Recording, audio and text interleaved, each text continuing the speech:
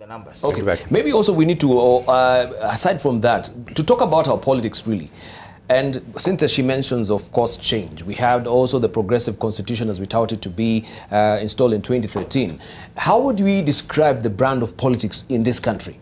If we talk about the Kenyan politics, of course we can talk about the US politics, the British politics. How will you brand our politics, Adams? You see, it was the late Professor Kothogendo who wrote a seminal article, Yes. Constitutions Without Constitutionalism. The problem in this country is that we come up with a constitution, we come up with the laws, we come up with the regulations, but we never adhere to them. Earlier on, you were having a discussion on Anne Waiguru, and I think most of the commentators here were saying basically that, look, she has not been taken to court, the Ethics and Corruption Commission has not charged her, and I agreed with them that the problem is not Anne Waiguru. If at all there was anything she did, it's upon the institutions that we have created to ensure that whatever she's being accused of, she's brought to book. And I think one of the regulations we have in our electoral laws is that you must be cleared by certain state agencies, including the Ethics and Anti-Corruption Commission, including getting a certificate of good conduct from the CID. And if she got all that, then you can't blame her, because she basically passed the test of the regulations that were put in place. And I think that our politics is shaped by the way we enact or enforce our laws and regulations. And to the extent that we don't enforce our laws and regulations, then you'll still expect all the shenanigans that you see in our political terrain. And I think that that's a debate which is still open. You remember in the lead up to 2013, civil society did go to court that the current president and the deputy president should not run for office. We know right now that government agencies are trying to ensure that Governor Joho doesn't run for office. So that's the nature of our politics. And as long as we don't have ethics which we follow to enforce the laws and regulations that we have put in place, then we shouldn't complain. So if we may encapsulate all that and put it into one bracket, how would we call it? This brand of politics, this is the Kenyan brand of politics. What would be the name? I think Eric Wainaina really captured it in his song, Inchi ya kitu kidogo, ni inchi ya watu wadogo. And then there was the kitu kidogo, then kitu chochote, then kila kitu. And it's really the big money. The fiscal mismanagement of our politics really is what is now shaping, and that's what's really becoming really dynamic. When now opposition now tries to highlight the mismanagement of the current administration and to say that we can do it better and that you need to go. It is the big money. It is the big money that is just going to graft as opposed to what it was before. And so it is the value system of the people. We gave ourselves this constitution, and we have a value system that is enshrined in this constitution, and it's written in this constitution. But do the people really uphold those values? What do you value? What are you holding onto as a Kenyan, as a citizen, really? And that is now what is shaping our politics. Everybody wants to get rich quick, including the common wananchi. I mean, if the politician then is doing it, then they are saying, just give us our thief, let them be the leader, they'll, at least it will trickle down to me. Because then when you're seeing on paper that yes, Kenya is growing and the economy is growing, and it's not being translated to the lives of the common wananchi, then there's the gap. So are we let me say this, if you're looking for one statement about the Kenyan politics, here you go, that all politics is local. And if you want to know that, just look at what happened in Nyeri. In the Jubilee primaries, all MPs went home except one, Kanini Kega. And what were people in Nyeri saying? They were speaking to local issues. Yes. My good friend Gedenji, who was very national and had very, you know, a very well-spoken guy, back in Nyeri, he was told to please go home. And if you look at it again, look at Rift Valley, look at how some of the national figures, like my good friend Samuel Chepkonga, struggled to go and get back his ticket. So those are local politics. You can be a serious guy in the debate, in the National Assembly. People sort you out there because they're saying, look, but you don't seem to be speaking to our issues. But that said, Debarl, is also a very complex issue. There are about 3 phenomena that you can look at in this country right now. There is the Sonko phenomenon. The Sonko phenomenon defies tribalism. And when you look at what is going to happen in Nairobi, there will be elections happening that are not necessarily reflecting what we know as tribalism. Because the fans around Sonko and people who are thinking about a tribe, they're simply a certain group of people who say, look, we are already in a bad place and we don't care. We could even get worse, but let's have one of our own. That is a different phenomenon. Of course, there is the tribal phenomenon where people will be taking colors and voting according to those colors. But there's also the third phenomenon which is gripping in, where everybody is saying, look, we don't seem to like what is happening with the first, we don't seem to like what is happening with the second, so we want to offer alternative. And you can see this is the whole argument about the independence. They are saying, look, we can't get justice here, we can't get it there, so we are trying to bring in this extra voice. So the issue of independence, the issue of the Sonko phenomenon, and the issue of the colors of our parties are going to play out in our politics in 2017. All right, our brother politics. Yeah, no, let me make one point here that everybody seems to be agreed that Trump is a bad phenomenon. And that it is not only dangerous for America, but also dangerous for the world. But why is Trump under siege? Why is Trump unable to function? Because American institutions are functioning. Therefore, evil cannot function because institutions are functioning. The problem with Kenyan politics is our phobia for institutions. We are leading a kind of a, not democracy, but mobocracy. It's a mob. We prefer the mob rule. Yeah, we prefer the mobs out there. And mobocracy cannot be equivalent to democracy. We must be able to think that democracy operates within formal institutions, not necessarily informal. Informal institutions have their place, and I don't want to get into the details that Adam and I go to in classes. But the reality of the matter is that we have a crisis in terms of our embrace of institutions as anchors of a constitution.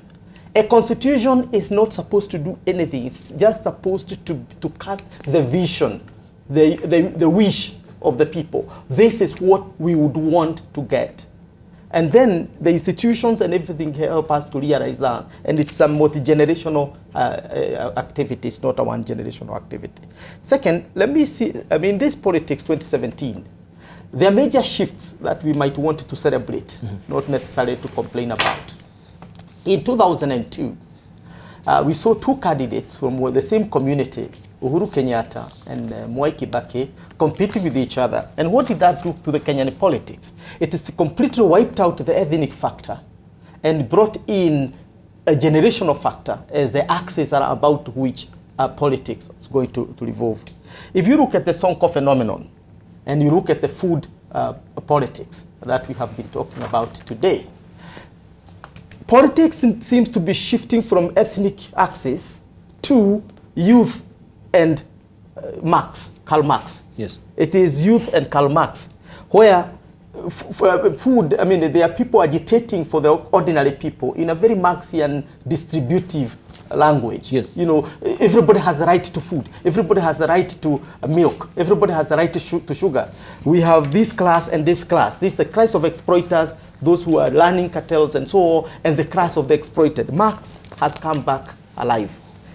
And therefore, the thing to celebrate is that possibly in 2017, we might for once forget our ethnic divides and begin to look at more deeper ideological issues.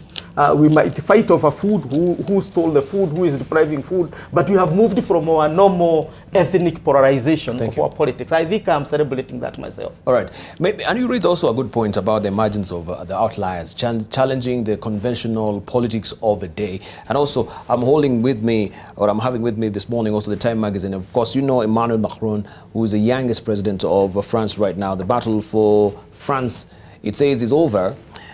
but the war between globalism and nationalism is just getting started, right? Mm-hmm. And this is the article there by Ian Brennemer inside the Star as well. Also, The Economist, right? This is the edition which is ending today. Trumponomics, what it is and why it is dangerous, right? So when we're talking about the brand of politics that also has emerged in this particular country, the United States and also France as well, also here in Kenya, is there maybe a generational shift that we're experiencing? That maybe the politics that we had previously were predicated on tribalism, were predicated on my man syndrome. But right now, there is a generation shift that young people are coming who do not really know about any tribal fault lines, but are thinking about the politics of issues. It's food on the table, it's the man that will deliver. Is it going to cut it when we go to 2017 general election? If you stick with the France case. Yes, let's start with Adams and we'll come to you, sorry. You see, I agree with Kagwenj on one hand, but I also don't agree with him. And August 8 will be the determinant on this. There's no doubt that there's a youth bulge in the country. There's no doubt that they are the majority of voters. There's no doubt that they are the ones who will finally determine who gets elected or not, because they are the majority. But I can tell you, go and talk to Jubilee. Go and talk to NASA. And there'll be exceptions, like the one he has talked about, Sonko, who cuts across. That's an exception. That's not a generality. If you go and ask Jubilee, name for me your strongholds that they are confident of. If you go and ask NASA, name for me your strongholds that you're confident of. And August 8 will prove, you'll still find that ethnicity is alive and kicking in this country in terms of how people shall vote. Now, is that youth conflated in ethnicity? Yes. That's my point. But that youth is conflated in ethnicity. And therefore I'm saying, if I can just give two examples, because they are the presidential candidates, if you go to the youth of Central Kenya and you look on August 8th, how they'll vote, you will see. If you go to the youth of Nyanza and you look at how they'll vote, you'll see. What I'm trying to say is that this youth is not an identity that has come of age to stand alone. It is conflated in ethnicity. Okay, we can say it's conflated in ethnicity, but should we take a broad, stroke of brush and actually brush all Kenyans and say we're still there in ethnicity? Or is it some pockets of this country that are still... What I'm basically saying is this. You see, and now let me talk as a political scientist. Political mobilization all over the world revolves either on ideas, which is basically ideology, which means I'm a social democrat and therefore I propose social issue. I'm a liberal democrat and therefore liberties are important to me. I'm a Marxist and therefore class, where I belong in the class, depends on me. I'm a fascist and therefore the religion or the tribe I come from is more important to me, and so on. Or on identity. That identity can be either your tribe, your religion, your gender, or generation. And I'm saying, of all those identities, tribe in this country still ranks high. Right. That's my point, and it can be proved on August 8th. Let's say from... Yeah, and I think that to a great extent I agree with what Adams is saying.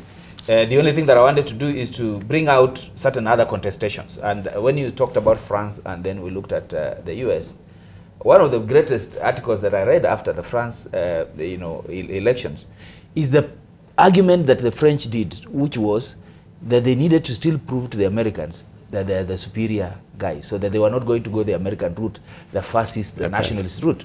So they decided that they will still remain with the liberal policies, and rather than be pushed towards racism and be pushed towards isolationism, they still remain, they claim the high moral ground as compared to the Americans. And that thing is perfect. That's right. What I'm saying about our Kenyan situation is that yes, tribe is critical, but it belongs to that identity area.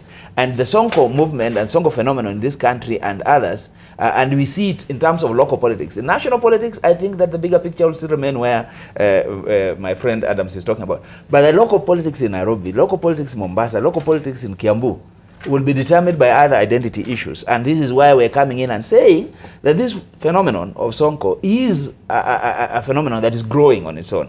Is it going to supersede the tribal? Is it going to supersede the other issues? Perhaps 2017 is going to be a true testing ground. And that's why the candidacy of the likes of Sonko, the candidacy of the likes of Waiguru, including Ole Lenku, who we haven't talked about, is a critical thing. Because what is it that people are saying? Because at some point nationally, some of these leading icons had issues. Yes. But what are the locals saying, and why are they coming up with these candidates, especially after the Jubilee primaries? And that's the phenomenon we need to be looking at. All right. Peter Kagot, yes. I think ethnicity in Kenyan politics is overrated. It's overrated. And I think, I remember when my brother Mutahi put forth his Tyranny of Numbers, I was perhaps the only voice from the Mount Kenya region as a scholar who accused it of being the laziness of mind. And I would maintain that as a regiment of mind, because you are refusing to push the analysis as to why these numbers would be tyrannical in 2013 and not tyrannical in 2002. When, again, the same mathematics took place. 2002, Kibaki got 63. Why don't we talk about tyranny of numbers? And we are talking about tyranny of numbers in 2013. I mean, that's a Mutahi I'm talking about. Kenya is a country of ethnic minorities. The so-called Kikuyu majorities are simply between 17% and 23% of the population, depending on who is counting, right? Therefore, what you call ethnic strongholds are not ethnic strongholds. They are basically strongholds. Like, for example, Rift Valley have shifted from being stronghold of somebody in the last 15 years in very, very unpredictable manners. In 2007, let's say starting in 2002, Rift Valley was a stronghold of Kanu and Uhuru Kenyatta. In 2007, it was a stronghold of Raila Odinga, who voted into a man. In 2013, it was a stronghold of Uhuru Kenyatta. Now, in 2017, whose stronghold is it? And what does that say about ethnicity in terms of the shifting? The tribe is not a factor around which politics revolve in Kenya by mistake. It doesn't make us an inferior people who should crave to have ideologies of class and so on. Communities across the world, and politicians in particular, exploit the identity that is likely to deliver the maximum. In Britain and other Western democracies, class is the one that delivers maximum votes.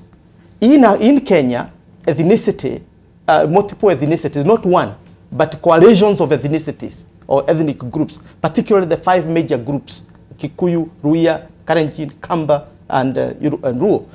The politics revolve around those communities because they're the ones that are likely to deliver power because of the numerical power. Thank you. Then finally, in Somalia, where they have only one ethnic group, what does politics revolve around? Clan. Yeah, identity. So the point is, you don't have to criminalize or crave for more superior ideologies.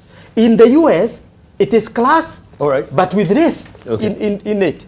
Okay. Race has to be a factor. We can't run away from the fact that, that ethnicity in Kenyan politics is a major factor. You're trying to bring it down a little bit, but it is a major factor. But then with the example that he just gave, even with Rift Valley, and seeing in the previous elections, whose stronghold was it? And in 2017, whose stronghold will it be? Then we can't go away from the impact of devolution. And now the Trumponomics, a hard word to roll in the mouth. But then, of course, then it's the economies. Even as you're talking about the youth and the Sonkoism and the youth coming up and seeking leadership, then you're looking at the impact of devolution. Pesa Mashinani, is that going to impact Rift Valley? Is it impacting these counties that are being called now the swing counties, where either coalition party, Jubilee or NASA, can go in and eat of it, can then NASA go into Jubilee strongholds and get a bulk of it because of the economics and the impact of devolution? And so that's something that's also going to be considered in this election. Okay. But also, I just wanted to differ a little with Kagwanja, and we do that a lot, so that's to be expected. Balance you see, the example he gives of 2002 is really not giving the true picture of what happened in 2002. It is indeed true that Uhuru Kenyatta and Mwai Kibaki were the main presidential candidates. But any serious political scientist will tell you that the votes that Kibaki got in 2002 were not because the people of Luo land, for example, loved Kibaki. Yes. It was because Raila was supporting Kibaki. Remember, the Luo had a candidate called James Orengo as a candidate, but they still chose to support Kibaki. When Luya supported Kibaki in 2000, it was not out of the love of Kibaki. It was out of the fact that the MOU talked of Wamalo Kijana going to be the vice president. And when Kambas supported Kibaki, it was not out of the love. And therefore, when it comes to 2007, when they walk out of Kibaki for breaking the MOU, and Raila stands, and Kalonzo stands, then you see those tribal, whatever, going to their candidates now. That's the reality. Now, when he says that the Rift Valley has been shifting, true, it has been shifting. First, it was with Moi, because Moi was their man. But when they shifted to Raila, it was because Ruto was with Raila. And when they shifted to Uhuru, it was because Ruto was with, you must have their man there to bring them on board. And that's the trueness of ethnicity. If you run away from that, then you're not facing the reality of our politics. Right. Let's face it the way it is. Yeah, but that's the point. Politics is the marketplace of interests. Simply put, politics is the marketplace of interests. And interest can be ethnic, but can be class, can be otherwise. In Kenya, we don't do ethnic politics. We do coalition politics. Sonko, but it's a coalition of ethnic Sonko groups. is a phenomenon in himself.